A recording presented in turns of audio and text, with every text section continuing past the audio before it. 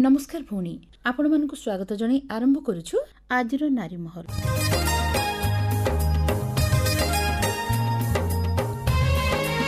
भौणी परिवार रे शिशुटीए जन्म हेबा परे तार शारीरिक मानसिक अभिवृद्धि हेइथाय परिवार रे।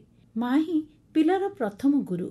एई गुरु ही जे कि जीवन रे अज्ञान रूपक अंधकार को दूर करी आलोकर पथ देखाए। सेइथिपई कुहा जायछि शिक्षा हेउछि सफलतार चाबिकाठी। जेउ देशर जनसाधारण जेते शिक्षित से देश सेते समृद्ध। ए शिक्षा बल मनीष आज चंद्र पृष्ठ रे पाद थापिलाणी। कृषि शिल्प वाणिज्य स्वास्थ्य क्षेत्र में अग्रगति करिपारिछि। सेइथिपई महिला माने प्रति क्षेत्र रे प्रतिष्ठा अर्जन करने सहित निजर गोटे स्वतंत्र परिचय सृष्टि करिपारिछन्ति। तेणु आजिर युवपीढ़ी जीवन में निजर लक्ष्य स्थिर करी आगेले निजर लक्ष्य स्थल रे निश्चय पहुंची पारिबे। सेइथिपई कुहा जाय शिक्षा जीवनर आलोकवर्तिका। हाँ भौणी आज एई प्रसंग को नहीं रही हमर आलोचना शिक्षा जीवनर आलोकवर्तिका। आलोचना करुछन्ति डॉक्टर प्रभावती पंडा। शिक्षा ही जीवनर सफलतार चाबिकाठी, प्रगतिर मूल मंत्र। संयम और श्रृंखला शिक्षार चिर सहचर। मनीषर गुणात्मक विकास और व्यक्तिर अंतर्निहित गुणावलीर परिप्रकाश एवं प्रेरणा जोगई थाए। आमर उपनिषद कहे सा विद्या जा विमुक्तेय।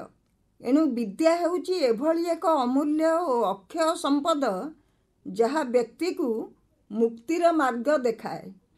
शिक्षा बा विद्या मनीष को मुक्ति दिए, बंधनरु अंधकारु अज्ञानरु जीवन को आलोकरे उद्भासित करे, प्रेरणा दिए, उत्साह दिए जीवनर चलापथरे आगेइबा पई। भूमिरु भूमाकु ससीमरु असीमकु देशप्रीति विश्वप्रीति जाग्रत करिया पई सहाय हुए। पंकरु पद्म जात होला परी साधारण मनीष भी असाधारण कार्य करिपारे विभिन्न घात प्रतिघात भितरे। अशिक्षा कुसंस्कार अंधविश्वास स्वार्थपरता ठारू दूरेई जिबाकू सक्षम हुए। शिक्षा द्वारा शिक्षित सचेतन राष्ट्रप्रेमी सुनागरिक सृष्टि करी एक समृद्ध राज्य विकसित राष्ट्र निर्माण रे सहाय हुए। शिक्षार मार्ग प्रदर्शक भावे गुरु बा शिक्षकंकर आविर्भाव होइथाए। शिशुटीए जन्म होला परे तार शारीरिक मानसिक अभिवृद्धि होइथाए परिवार रे ओ समाज रे। माँ ही पिलार प्रथम गुरु, तापरे परिवार विद्यालय और समग्र परिवेश।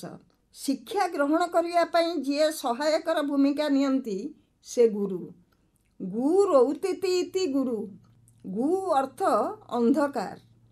जे जीवनर अज्ञानता रूपक अंधकार को दूर करि पारे, आलोकर पथ देखाए, से ही प्रकृत गुरु।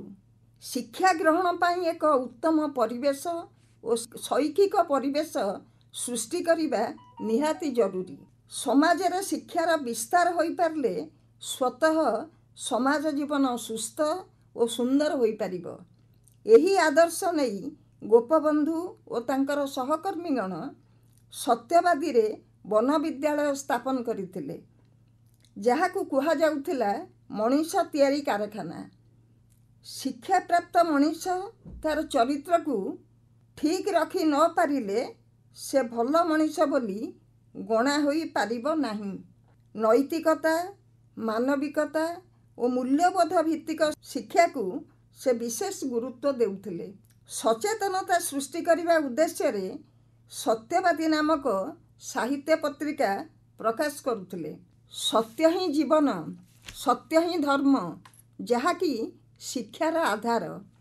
सत्यनिष्ठ और सत्यर पुजारी गोपबंधु सत्यवादी साहित्य पत्रिकार प्रथम खंड प्रथम संख्यारे लिखिथिले, सत्य बिना मानव हृदय रे शांति नहीं, प्राणरे संतोष नहीं, चिंतारे सौंदर्य नहीं। मनुष्य जेतिकी परिमाण रे सत्यर संधानी हुए ସେତିକି ପରିମାଣରେ ସେ ସଂସ୍କାରିତ। ଜଣେ ଅକ୍ଷର ଶିଖିଲେ ସେ ସ୍ୱାକ୍ଷର ହୁଏ ସିନା, ସେ ଶିକ୍ଷିତ ହୋଇପାରେ ନା। ଦୟା, ପ୍ରେମ, କରୁଣା, ଜାତି ପ୍ରେମ, ମାତୃଭୂମି ତଥା ମାତୃଭାଷାକୁ ଭଲ ପାଇବା, ଅନ୍ୟର ମତାମତକୁ ସମ୍ମାନ ଦେବା ଇତ୍ୟାଦି ସଦ୍ଗୁଣ ଗୁଡ଼ିକ ହେଉଛି ମଣିଷର ମାନବିକତା। ଏହା ହିଁ ଶିକ୍ଷାର ଅସଲ ଉଦ୍ଦେଶ୍ୟ। ମଣିଷର ଷଡ଼ରିପୁ ଯଥା କାମ, କ୍ରୋଧ, ଲୋଭ, ମୋହ, ମଦ ଓ ମାତ୍ସର୍ଯ୍ୟ। ଏହା ମଣିଷର ଅନ୍ତର୍ନିହିତ ଶତ୍ରୁ, ଯାହାକି ବାହ୍ୟ ଶତ୍ରୁଠାରୁ ବେଶ୍ ବଳିୟାନ। ଆମର ଶାସ୍ତ୍ର କହେ, ଏ ଶତ୍ରୁମାନଙ୍କୁ ଜୟ କରିପାରିଲେ ସଂସାରର ଜୀବନଯାତ୍ରାରେ ବିଜୟ ହୋଇପାରିବ। ଏଥିରୁ ରକ୍ଷା ପାଇବା ପାଇଁ ଆମର ଦରକାର ହେଉଛି ବିବେକ ଶକ୍ତି ବା ଜ୍ଞାନ ଶକ୍ତି। ଆମେ ମଣିଷ, ଆମ ଭିତରେ ସେ ଶକ୍ତି ଅଛି, ତାକୁ ଜାଗ୍ରତ କରିବା ଦରକାର। ଶିକ୍ଷା ଦ୍ୱାରା ହିଁ ଏହା ସମ୍ଭବ ହୁଏ। ନୀତିଶାସ୍ତ୍ର କହେ, ଆହାର ନିଦ୍ରା ଭୟ ମୈଥୁନଞ୍ଚ एको न ଭିନ୍ନ ପଶୁଭି ନରାଣାଂ ଜ୍ଞାନ ହିଁ ତେଷାଂ ଅଧିକୋ ବିଶେଷ ଜ୍ଞାନେନ ହୀନା ପଶୁଭି ସମାନା। ଅନ୍ୟ ସବୁ ପ୍ରାଣୀ ପରି ମନୁଷ୍ୟ ମଧ୍ୟ ଆହାର, ନିଦ୍ରା, ଭୟ ଓ ମୈଥୁନ କରେ। ମାତ୍ର ଜ୍ଞାନ କେବଳ ମନୁଷ୍ୟଠାରେ ଥାଏ। ଯେଉଁ ମନୁଷ୍ୟ ଜ୍ଞାନହୀନ ସେ ପଶୁତୁଲ୍ୟ। ତେଣୁ ମଣିଷ ହେଉଛି ଏ ସୃଷ୍ଟିର ଶ୍ରେଷ୍ଠ ଜୀବ। ଯେଉଁ ମଣିଷ ନିଜ ଭିତରେ ସୁପ୍ତ ଥିବା ଜ୍ଞାନ ବା ବିଚାର ଶକ୍ତିକୁ ଜାଗ୍ରତ ନ କରେ, ପଶୁଠାରୁ ତା'ର ତଫାତ୍ କେଉଁଠି? ଏହି ଜ୍ଞାନହୀନ ମଣିଷଙ୍କ ଯୋଗୁଁ ସମାଜରେ ଯେତେ ସବୁ ଅରାଜକତା, ଅଶାନ୍ତି, ପରିବାର, ନିଜର, ସମାଜର ବୃହତ୍ତର ସ୍ୱାର୍ଥ ଦୃଷ୍ଟିରୁ, ମଙ୍ଗଳ ଦୃଷ୍ଟିରୁ ସ୍ୱେଚ୍ଛାଚାରୀ ଭୋଗମୟ ଜୀବନ ବିଶୃଙ୍ଖଳିତ ଜୀବନ ପରିବର୍ତ୍ତେ ସୁନ୍ଦର ସଂଯତ ଜୀବନର ଆବଶ୍ୟକତା ରହିଛି। ଏଥିପାଇଁ ଶିକ୍ଷାର ଭୂମିକା ରହିଛି। ସ୍ୱାମୀ ବିବେକାନନ୍ଦ ସବୁବେଳେ କହୁଥିଲେ, ହେ ଜଗଦମ୍ବେ, ମୋତେ ମନୁଷ୍ୟତ୍ୱ ପ୍ରଦାନ କର। ଏହା ହିଁ ଶିକ୍ଷାର ମୌଳିକ ଉଦ୍ଦେଶ୍ୟ। ଉପଯୁକ୍ତ ଶିକ୍ଷା ବିନା ଉନ୍ନତିର ଆଶା ସୁଦୂର ପରାହତ। ଶିକ୍ଷାର ପ୍ରସାର ଓ ଶିକ୍ଷାନୁଷ୍ଠାନ ପ୍ରତିଷ୍ଠା କରି ସମାଜରେ ନବଜାଗରଣ ସୃଷ୍ଟି କରିବା ଲକ୍ଷ୍ୟରେ ଅନେକ ଚିନ୍ତାନାୟକ ଚେଷ୍ଟା କରିଥିଲେ। ଓଡ଼ିଶାରେ କୁଳବୃଦ୍ଧ ମଧୁସୂଦନ, ଗୋପବନ୍ଧୁ ପ୍ରଭୃତି ଅଗ୍ରଣୀ ଥିଲେ। ଉତ୍କଳମଣି ଗୋପବନ୍ଧୁ ସତ୍ୟବାଦୀ ବନବିଦ୍ୟାଳୟ ପ୍ରତିଷ୍ଠା କରିଥିଲେ ଛାତ୍ରଙ୍କ ଶିକ୍ଷା ଓ ଦକ୍ଷତା ବିକାଶର ଲକ୍ଷ୍ୟ ନେଇ, ଏବଂ ସେଥିରେ ସେ ସଫଳ ହୋଇଥିଲେ। ବଙ୍ଗଳାର ରବୀନ୍ଦ୍ରନାଥ ଟାଗୋର ମଧ୍ୟ ଶାନ୍ତିନିକେତନରେ ବିଶ୍ୱଭାରତୀ ବିଶ୍ୱବିଦ୍ୟାଳୟ ସ୍ଥାପନ କରିଥିଲେ, ଯାହା ଏପର୍ଯ୍ୟନ୍ତ ଶିକ୍ଷାଦାନ କରି ଆସୁଅଛି। ଆମ ସରକାର ବହୁତ ଶିକ୍ଷାନୀତି ପ୍ରଣୟନ କରୁଛନ୍ତି। ଶିକ୍ଷାର ମାନ ବୃଦ୍ଧି କରି ସୁନାଗରିକ ଗଢ଼ିବା ପାଇଁ ମାତ୍ର ଜନସାଧାରଣଙ୍କର ଅକୁଣ୍ଠ ସହଯୋଗ ନ ରହିଲେ ଲକ୍ଷ୍ୟ ପୂରଣ ହୋଇପାରିବ ନାହିଁ। ରାଷ୍ଟ୍ର ନିର୍ମାଣ, ବିକାଶ ଓ ପ୍ରଗତି ଏକ ଦେଶର ଯୁବକଙ୍କ ଅବଦାନ ଉପରେ ନିର୍ଭର କରେ। ସାମାଜିକ, ଅର୍ଥନୈତିକ ଏବଂ ରାଜନୈତିକ ଅବସ୍ଥା ପାଇଁ ଯୁବକମାନଙ୍କର ଭୂମିକା ଗୁରୁତ୍ୱପୂର୍ଣ୍ଣ। ଏଭଳି ପରିସ୍ଥିତିରେ ସେମାନଙ୍କର ବିକାଶ ଏବଂ ସେମାନଙ୍କର ଜୀବନ ସହ ଜଡ଼ିତ ସମସ୍ୟା ବୁଝିବା ଏବଂ ସମାଧାନର ଉପାୟ ଖୋଜିବା ଉଚିତ। ଦେଖାଯାଉଛି ଆଜିର ତଥାକଥିତ ଶିକ୍ଷିତ ଯୁବ ସମାଜ ଅଧିକ ବିଶୃଙ୍ଖଳିତ ଦିଗକୁ ଗତି କରୁଛନ୍ତି। ସ୍କୁଲ, କଲେଜ, ବିଶ୍ୱବିଦ୍ୟାଳୟ ଗୁଡ଼ିକର ବାତାବରଣ ଅନେକ ସମୟରେ ଅଶାନ୍ତ ରହୁଛି। ମାନସିକ, ଆବେଗିକ ସନ୍ତୁଳନ ରହୁନାହିଁ। ଆଧୁନିକ ସମାଜରେ ଯୁବପିଢ଼ି କମ୍ପ୍ୟୁଟର, ମୋବାଇଲ ଓ ଇଣ୍ଟରନେଟ୍ ସହିତ ବହୁତ ସମୟ ବିତାଉଛନ୍ତି, ଯାହାଫଳରେ ପ୍ରକୃତ ବାସ୍ତବ ଦୁନିଆରୁ ଦୂରେଇ ଯାଉଛନ୍ତି। ଏହାଦ୍ୱାରା ଶାରୀରିକ, ମାନସିକ ଅସୁସ୍ଥତା ଦେଖାଦେଉଛି। ଏକାଗ୍ରତା ମଧ୍ୟ ହ୍ରାସ ପାଉଛି। ଲକ୍ଷ୍ୟହୀନ ଭାବେ ଚାଲୁଛନ୍ତି। ଜୀବନର ଲକ୍ଷ୍ୟ ସ୍ଥିର କରିବା ଦରକାର ଏବଂ ଲକ୍ଷ୍ୟ ପୂରଣ ପାଇଁ ଦରକାର କଠୋର ପରିଶ୍ରମ, ଗଭୀର ଆତ୍ମବିଶ୍ୱାସ। କର୍ଣ୍ଣଙ୍କର ଉକ୍ତିକୁ ସର୍ବଦା ମନେ ରଖିବା ଦରକାର। ଦେବାୟତଂ କୂଳେ ଜନ୍ମ ମଦାୟତଂ ତୁ ପୌରୁଷମ୍। ଅର୍ଥାତ୍ ମୁଁ କେଉଁ କୂଳରେ ଜନ୍ମ ନେବି ଏହା ଦୈବର ଅଧୀନ, ତେବେ ମୋ ପୁରୁଷାର୍ଥ ମୋ ହାତରେ। ଯୁବପିଢ଼ି ଦେଶର ଅମୂଲ୍ୟ ସମ୍ପଦ। ସେମାନଙ୍କର ସାହସ ଶକ୍ତି ବଳରେ ଦେଶର ସ୍ଥିତି ଓ ବିକାଶ ସମ୍ଭବ। ଏକାଗ୍ରତା ଓ ଆତ୍ମବିଶ୍ୱାସ ବୃଦ୍ଧି ପାଇଁ ଟେକ୍ନୋଲୋଜି ଦୁନିଆରୁ ବାହାରି ଯୋଗ, ପ୍ରାଣାୟାମ, ଧ୍ୟାନ, ଶାରୀରିକ ବ୍ୟାୟାମ କରିବା ନିହାତି ଆବଶ୍ୟକ। ଆଜି ବହୁତ ପିଲା, ବିଶେଷତଃ ଝିଅମାନେ ଅଧାରୁ ପାଠ ଛାଡ଼ି ଦେଉଛନ୍ତି। ଏହାକୁ ରୋକିବା ପାଇଁ, ପିଲାଙ୍କୁ ଉତ୍ସାହିତ କରିବା ପାଇଁ ସରକାର ଅନେକ ଲୋକହିତକର କାର୍ଯ୍ୟକ୍ରମ ହାତକୁ ନେଉଛନ୍ତି। ଦେୟମୁକ୍ତ ଶିକ୍ଷା, ପିଲାଙ୍କୁ ସ୍କୁଲରେ ମଧ୍ୟାହ୍ନ ଭୋଜନ ଦେବା, ପୋଷାକ ଓ ବହି ମାଗଣାରେ ଦେବା, ସ୍କୁଲକୁ ଭୟମୁକ୍ତ ଦଣ୍ଡମୁକ୍ତ ଅଞ୍ଚଳ ଘୋଷଣା କରିବା ଇତ୍ୟାଦି। ପାଠ ଯେପରି ବୋଝ ସଦୃଶ ନ ହେବ, ହସି ଖେଳି ପିଲା ଯେଭଳି ପାଠ ପଢ଼ିବେ, ପାଠାଗାରରେ ବହି ସହିତ ବିଭିନ୍ନ ଖେଳ ଉପକରଣ ଯୋଗାଇ ଦେଉଛନ୍ତି। ଅଷ୍ଟମ ଶ୍ରେଣୀ ଯାଏଁ କୌଣସି ପିଲାଙ୍କୁ ଫେଲ୍ କରାଯାଇପାରିବ ନାହିଁ। ସ୍କୁଲ ବ୍ୟାଗର ଓଜନ କମ୍ କରିବା ଏଭଳି ଅନେକ ଯୋଜନା କାର୍ଯ୍ୟକାରୀ ହେଉଛି।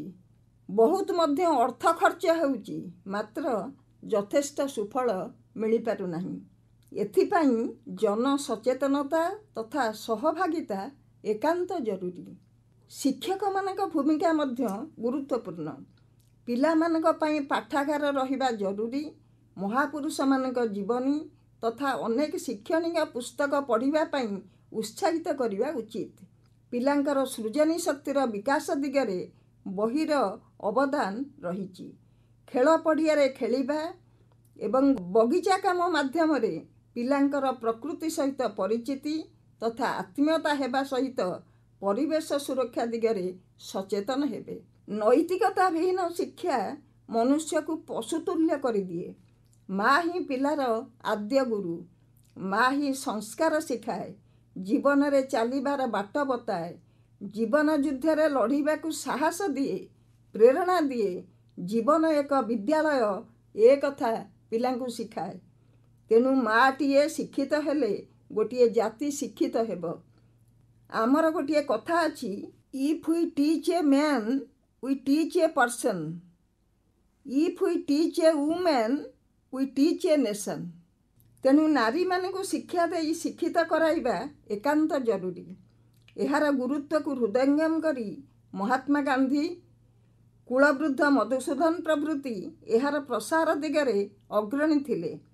ନାରୀ ତଥା କିଶୋରୀ କନ୍ୟାଙ୍କର ଯେତେ ସମସ୍ୟା ରହିଛି, ସେସବୁର ମୂଳରେ ରହିଛି ଅଜ୍ଞତା, ନିରକ୍ଷରତା। ଶିକ୍ଷା ହିଁ ବ୍ୟକ୍ତି ଓ ସମାଜର, ଦେଶର ସମସ୍ତ ଉନ୍ନତିର ମାପକାଠି। ଜ୍ଞାନର ପ୍ରଦୀପ ସମସ୍ତଙ୍କ ହୃଦୟରେ ଜାଳି ଉଠିଲେ ସମଗ୍ର ମାନବ ସମାଜ ଉଦ୍ଭାସିତ ହେବ। ସାରା ଜୀବନ ସମସ୍ତଙ୍କର ଶିକ୍ଷା ଗ୍ରହଣ କରିବାର ଅଛି, ମାତ୍ର ବାଲ୍ୟକାଳ ହିଁ ବିଦ୍ୟା ଶିକ୍ଷାର ପ୍ରକୃଷ୍ଟ ସମୟ। ଦେଶ ଓ ଜାତିର ଭବିଷ୍ୟତ ହେଉଛି ଛାତ୍ର ସମାଜ। ସେମାନଙ୍କ ଭିତରେ ଭରି ରହିଛି ପ୍ରଚୁର ପ୍ରତିଭା। ତାଙ୍କୁ ଠିକ୍ ବାଟରେ ପରିଚାଳିତ କରିବାର ଦାୟିତ୍ୱ ହେଉଛି ପରିବାରର, ସମାଜର, ମୁଖ୍ୟତଃ ଗୁରୁଙ୍କର। ଅବଧୂତ ତାଙ୍କ ଜୀବନରେ 24 ଗୁରୁ କରିଥିଲେ। ମଣିଷ ଭିତରେ ରହିଛି ଅନନ୍ତ ସମ୍ଭାବନା, ତାକୁ ବିକଶିତ କରିବା ଦରକାର। ବିଦ୍ୟା ଦଦାତି ବିନୟମ୍।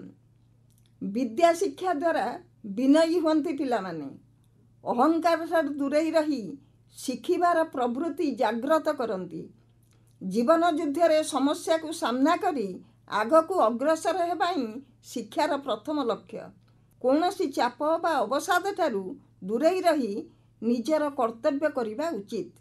ଶିକ୍ଷାର ପରିବେଶ ଚାପମୁକ୍ତ ରହିବା ଉଚିତ। ଏଥିପାଇଁ ପ୍ରତ୍ୟେକ ଅଭିଭାବକ, ଶିକ୍ଷକ ଓ ସରକାର ସଜାଗ ରହିବା ଦରକାର। ଜାତୀୟ ନୂତନ ଶିକ୍ଷାନୀତି 2020ରେ ମାତୃଭାଷାରେ ପାଠପଢ଼ାକୁ ବିଶେଷ ଗୁରୁତ୍ୱ ଦିଆଯାଇଛି। ମାତୃଭାଷା ମାଧ୍ୟମରେ ପିଲାଟି ସବୁ ମନ କଥା ପ୍ରକାଶ କରିପାରେ। ତାଦ୍ୱାରା ତାର ଆତ୍ମବିଶ୍ୱାସ ବଢ଼ିଥାଏ, ମାତ୍ର ଦେଖାଯାଉଛି ସରକାରୀ ସ୍କୁଲ ଛାଡ଼ି ଇଂରାଜୀ ମାଧ୍ୟମ ସ୍କୁଲରେ ପଢ଼ାଇବାକୁ ଅଭିଭାବକମାନେ ଉଚିତ ମଣୁଛନ୍ତି। ଏହାର କାରଣ ଖୋଜିବାକୁ ପଡ଼ିବ। ଆଜିର ଶିକ୍ଷାଗତ ଯୋଗ୍ୟତା ହେଉଛି ଧନ ରୋଜଗାରର ସାଧନ ବୋଲି ବିବେଚିତ ହେଉଛି। ବ୍ୟକ୍ତିର ସ୍ମରଣ ଶକ୍ତି ସୀମିତ, କିନ୍ତୁ ସୃଜନୀ ଶକ୍ତି ଅସୀମିତ। ଏହି ଶକ୍ତି ପିଲା ଭିତରେ ଲୁକାୟିତ ଭାବେ ଥାଏ। ଏହାକୁ ବିକଶିତ କରିବା ପାଇଁ ଦରକାର ଶିକ୍ଷା। ସ୍ମରଣ ଶକ୍ତି ଦ୍ୱାରା ସାମୟିକ ସଫଳତା ପାଇହୁଏ, ମାତ୍ର ସୃଜନୀ ଶକ୍ତି ଦିଏ ଜୀବନରେ ସାର୍ଥକତା। ପିଲାବେଳ ହେଉଛି ବ୍ୟକ୍ତିତ୍ୱ ବିକାଶର ମୂଳଦୁଆ। ଆଜିର ଅନେକ ଶିଶୁ ମୁକ୍ତ ପରିବେଶ ବଦଳରେ ଏକ କଟକଣା ଭିତରେ ସମୟ କାଟୁଛନ୍ତି। ଦେଖାଯାଉଛି ବହୁତ ଛୋଟବେଳରୁ ପିଲାଙ୍କୁ ଘରେ ହସ ଖୁସିରେ ନ ରଖି ସ୍କୁଲରେ ଅଭିଭାବକମାନେ ଛାଡ଼ି ଦେଉଛନ୍ତି, ଯେଉଁଠି ସ୍ୱାଧୀନତା ଅପେକ୍ଷା କଟକଣା ଅଧିକ। ସ୍ନେହ ମମତାରେ ବଢ଼ିବା ସମୟରେ ଏସବୁ କଟକଣା ପିଲାର କୋମଳ ମନରେ ବହୁତ କୁପ୍ରଭାବ ପକାଉଥିବାର ଲକ୍ଷ୍ୟ କରାଯାଉଛି। ଅଭିଭାବକମାନେ ଏଥିପାଇଁ ସଜାଗ ହେବା ଜରୁରୀ। ଆମ ସଂସ୍କୃତିରେ ଚଳଣିରେ 4 ବର୍ଷ 4 ମାସରେ ବିଦ୍ୟାରମ୍ଭ କରାଯାଏ, ମାତ୍ର ଏବେ 3 ବର୍ଷ ଠାରୁ ନେଇ ଇଂରାଜୀ ମିଡ଼ିୟମ ସ୍କୁଲରେ ଛାଡ଼ି ଦେଉଛନ୍ତି। ପିଲାମାନଙ୍କ ପାଇଁ ଏହା ଆନନ୍ଦଦାୟକ ହେବା ପରିବର୍ତ୍ତେ ଯନ୍ତ୍ରଣାଦାୟକ ହୋଇଯାଉଛି। ଏଥିପାଇଁ ଗୁରୁମାନଙ୍କର ଗୁରୁତ୍ୱପୂର୍ଣ୍ଣ ଭୂମିକା ରହିଛି। ଗୁରୁ ହେଉଛନ୍ତି ସାକ୍ଷାତ ଈଶ୍ୱର ବୋଲି ଆମର ଶାସ୍ତ୍ର କହେ। ସେ ସର୍ବଦା ପୂଜ୍ୟ। ଏହି ପୂଜ୍ୟ ପରମ୍ପରାର ପ୍ରଭାବରେ ଗୁରୁମାନଙ୍କୁ ସମ୍ମାନ ଜଣାଇ ଆମର ପୂର୍ବତନ ରାଷ୍ଟ୍ରପତି, ବିଶିଷ୍ଟ ଦାର୍ଶନିକ, ଜଣେ ଆଦର୍ଶ ଶିକ୍ଷକ ପ୍ରଫେସର ସାର୍ ସର୍ବପଲ୍ଲୀ ରାଧାକ୍ରିଷ୍ଣନ୍ ନିଜର ଜନ୍ମଦିନକୁ ସେପ୍ଟେମ୍ବର 5 ଗୁରୁ ଦିବସ ରୂପେ ପାଳନ କରିବାକୁ ପ୍ରସ୍ତାବ ଦେଇଥିଲେ। ତାହା ଆଜି ମଧ୍ୟ ପାଳନ କରାଯାଉଛି, ଗୁରୁମାନଙ୍କୁ ସମ୍ମାନ ଜଣାଇ। ଆଜିର ତଥାକଥିତ ଶିକ୍ଷିତ ବାପ ମା' ମାନେ ଶିଶୁକୁ ବହୁତ ବାରଣ କରୁଛନ୍ତି, ଯଥା ଧୂଳିରେ ନ ଖେଳିବା, କାହାରି ସାଙ୍ଗରେ ନ ମିଶିବା ଇତ୍ୟାଦି। ପିଲାଟି ହାତରେ ମୋବାଇଲଟିଏ ଧରାଇ ଦେଉଛନ୍ତି, ନଚେତ୍ ଟିଭି ଖୋଲି ଦେଉଛନ୍ତି, ଯାହାଫଳରେ କୃତ୍ରିମତା ଭିତରେ ପିଲାଟିର ସମୟ ବିତୁଛି। ମଣିଷ ଭିତରେ ଭାବର ଅଭାବ ହିଁ ଚାପଗ୍ରସ୍ତ କରାଏ। ଖେଳକୁଦ ନ କରିବାକୁ ପରିଶ୍ରମ କାତର ହୋଇଯାଉଛନ୍ତି, ଅଳସୁଆ ହୋଇଯାଉଛନ୍ତି। ଚାକିରି ଓ ପଇସା ପଛରେ ଗୋଡ଼ାଇବା ଛଡ଼ା ସେମାନଙ୍କ ଆଗରେ ଅନ୍ୟ ଆଦର୍ଶ କିଛି ରହୁନାହିଁ। ହୃଦୟକୁ ଖୋଲିବା ହିଁ ଶିକ୍ଷାର ମୁଖ୍ୟ ଉଦ୍ଦେଶ୍ୟ। ସୃଜନ ଶକ୍ତି ଆଧାରିତ ବ୍ୟକ୍ତି ନିଜକୁ କାହା ସହିତ ତୁଳନା କରନ୍ତି ନାହିଁ। ସେ ଜଣେ ନୀରବ କର୍ମୀ, ସମସ୍ତଙ୍କର ହିତ ସାଧନ ପାଇଁ ତାର ସତତ ପ୍ରୟାସ। ଶିକ୍ଷା ହେଉଛି ଶ୍ରେଷ୍ଠ ସଶକ୍ତିକରଣ ପ୍ରକ୍ରିୟା। ଶିକ୍ଷାର୍ଥୀମାନେ ଲକ୍ଷ୍ୟ ସ୍ଥିର କରି ଆଗେଇଲେ ନିଶ୍ଚୟ ଲକ୍ଷ୍ୟସ୍ଥଳରେ ପହଞ୍ଚି ପାରିବେ। ନିଜକୁ ଆଗେ ସମର୍ଥ କରିବା ଦରକାର। ସଫଳତା ପଛେ ପଛେ ନିଶ୍ଚୟ ଆସିବ। ଅଭିଭାବକମାନେ ପିଲାଙ୍କ ଉପରେ ଚାପ ଦେବା ଆଦୌ ଉଚିତ ନୁହେଁ। ଏହା କୋମଳମତି ପିଲାଙ୍କ ମନରେ ମାନସିକ ଚାପ ଓ ଉତ୍ତେଜନା ସୃଷ୍ଟି କରିଥାଏ ଏବଂ ଅବାଟକୁ ନେଇଯାଏ। ଜଣେ ଶିକ୍ଷାର୍ଥୀ ନିଜର ଆତ୍ମବିଶ୍ୱାସ ବଳରେ ଜୀବନକୁ ସରସ ସୁନ୍ଦର କରିପାରିବ। ଶିଖିବାର ଇଚ୍ଛା ନେଇ, ଏକ ସଂସ୍କୃତି ସମ୍ପନ୍ନ ମନ ନେଇ ନିଜର ଦ୍ୱାର ଓ ଝରକା ସର୍ବଦା ଖୋଲା ରଖିବା ଉଚିତ। ଅନ୍ୟକୁ ସମ୍ମାନ ଦେବା, ସୂର୍ଯ୍ୟ ପରି ସମୁଦ୍ରଠାରୁ ଜଳ ଗ୍ରହଣ କରି ବର୍ଷା ଆକାରରେ ପୁଣି ଜନମଙ୍ଗଳ ପାଇଁ ଫେରାଇ ଦେବାର ମାନସିକତା ରଖିବା, ଯାହା ମଣିଷକୁ ମହତ୍ତର ସୋପାନକୁ ଉନ୍ନୀତ କରେ, ତାହା ହିଁ ପ୍ରକୃତ ଶିକ୍ଷା। ଆଧୁନିକ ପ୍ରଯୁକ୍ତି ବିଦ୍ୟା ମନୁଷ୍ୟକୁ ଭୌତିକ ସୁଖ ସ୍ୱାଚ୍ଛନ୍ଦ୍ୟ ଯୋଗାଇ ଦେବା ବେଳେ ତାକୁ ଏକ ମାୟାବୀ ଦୁନିଆ ଭିତରେ ବାନ୍ଧି ଦେଉଛି, ଯାହାକି ବାସ୍ତବ ଦୁନିଆ ଠାରୁ ଦୂରେଇ ଯାଉଛି। ଇଣ୍ଟରନେଟ୍ ଏହାର ମୁଖ୍ୟ ସୂତ୍ରଧର ପାଲଟିଛି। ଏହା ଏକ ସାମାଜିକ ସମସ୍ୟା ଭାବେ ଉଭା ହେଉଛି। ଏଥିପ୍ରତି ସମସ୍ତେ ସଚେତନ ହେବା ଜରୁରୀ। ଶିକ୍ଷା ଦ୍ୱାରା ବ୍ୟକ୍ତିର ବ୍ୟକ୍ତିତ୍ୱର ଉତ୍ତରଣ ହୁଏ। ଏଥିରୁ ଉଦ୍ଗତ ହୁଏ ମଣିଷ ପଣିଆ। ଏହି ଦିବ୍ୟ ଭାବନା ମଣିଷ ଭିତରେ ଅବତରିଲେ ହୃଦୟ ତାର ପ୍ରସାରିତ ହୁଏ, ମୁକ୍ତ ହୁଏ ସଂକୀର୍ଣ୍ଣତା ଓ କ୍ଷୁଦ୍ରତାରୁ। ସେ ଯୋଡ଼ି ହୁଏ ମଣିଷ ସହିତ ମଣିଷକୁ, ପରିବେଶକୁ, ସମଗ୍ର ବିଶ୍ୱକୁ ବ୍ୟାପ୍ତ ହୋଇଯାଏ। ଯେଉଁ ଭାବ, ଯେଉଁ ଶିକ୍ଷା ଉଦ୍ବୁଦ୍ଧ କରିଥିଲା ଗୌତମ ବୁଦ୍ଧଙ୍କୁ, ବିବେକାନନ୍ଦଙ୍କୁ, ମହାତ୍ମା ଗାନ୍ଧୀଙ୍କୁ, ମଧୁସୂଦନ ଓ ଗୋପବନ୍ଧୁଙ୍କୁ, ସ୍ୱତଃ ଆକାଶରୁ ବରଷାର ଧାରା ଝରି ଆସିଲା ପରି ହୃଦୟରୁ ଝରି ଆସେ କରୁଣାର ବାରି। ପୋଛିଦିଏ ଯେତେ ସବୁ କାଳିମା, ଦୂର କରେ ଅନ୍ଧକାର, ଜାଳିଦିଏ ଦୀପଟିଏ ଯାହା ସମାଜକୁ ପଥ ଦେଖାଏ।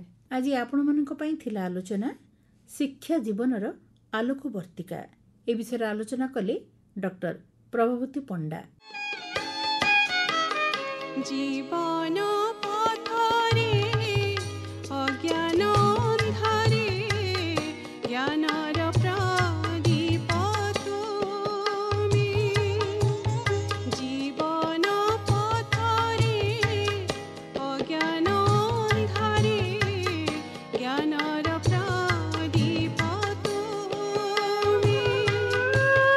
ନିରାଶ ମୋରରେ ଆଶାର ସଲିଳ, ନିରାଶ ମୋରରେ ଆଶାର ସଲିଳ, ତୁମେ ସବୁରେ ଜୀବନେ। ଜୀବନ ପଥରେ ଅଜ୍ଞାନ ଅନ୍ଧାରେ ଜ୍ଞାନର ପ୍ରଦୀପ ତୁମେ।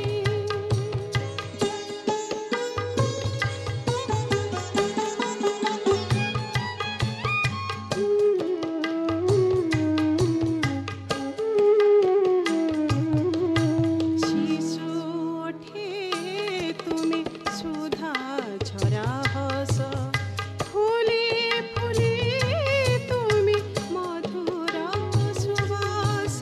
শিশু ওঠে তুমি সুধা ঝরা হস, ফুলে ফুলে তুমি মধুর সুবাস।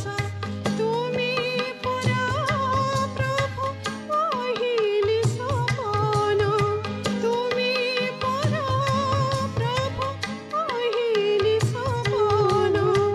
অন্ধ্র জড়িত নয়নে জীবন পথরে অজ্ঞান ଅନ୍ଧାରେ ଜ୍ଞାନର ପ୍ରଦୀପ ତୁମେ।